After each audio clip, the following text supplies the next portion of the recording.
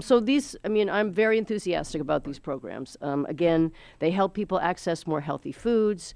Again, in our state, we've seen an increase in the number of farmers in our state, and part of it is because they're finding more markets for their farm produce, and a lot of it's locally. So we are the agriculture subcommittee, so this, I think, is a win-win benefit. So I just want to hear a little bit more about the process of implementation of the EBT terminals for SNAP and WIC and farmers markets. What challenges do you anticipate? And does the president's budget request for funding help ease some of the implementation issues that may come up in implementing these programs? Yes, thank you very much. Let me start with farmers markets.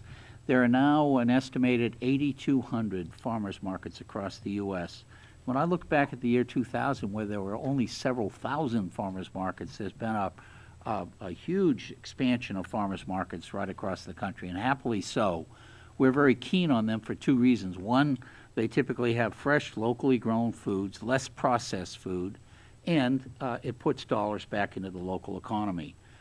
Now, we have had an ongoing effort to enroll more farmers markets in the SNAP program so that they can redeem benefits. And the latest count we have is 4,200 of the 8,200 or so farmers markets and farm stands can process benefits. We have a contract currently underway with the Farmers Markets Coalition intended to do more missionary work, I call it, with farmers markets. Farmers, growers, some of them can be quite independent. They remind me of fishermen in my part of the world.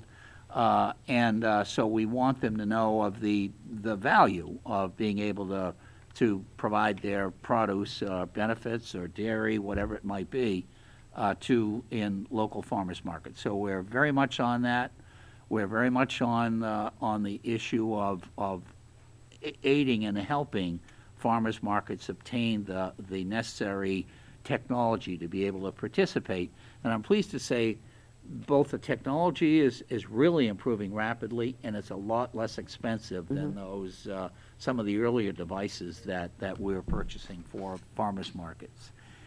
And you asked about the $100 million that is in the Farm Bill, that about which we're very excited, because it is intended to stimulate more healthy eating across the country.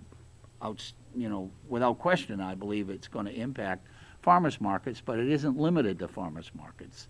And we are going to work with already committed, are working with the Agricultural Research Service and the Economic Research, NIFA, in another part of the USDA that has more experience with competitive grants than is true of the Food Nutrition Service, so that when people apply for these grants, there'll be a consistent way to process them and to make sure that they are done timely.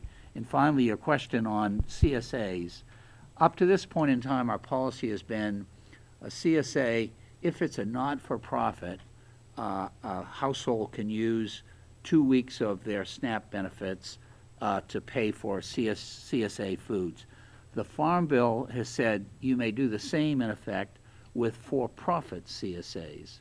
And we intend to have that provision effective for this growing season later. Now, there are more elements about CSAs that are going to require regulation, so that's going to be longer. But immediately this summer, CSAs will be able to, individuals on SNAP will be able to use up to 2 weeks of their benefits, whether it's a not-for-profit or a for-profit. Great. Thank you very much.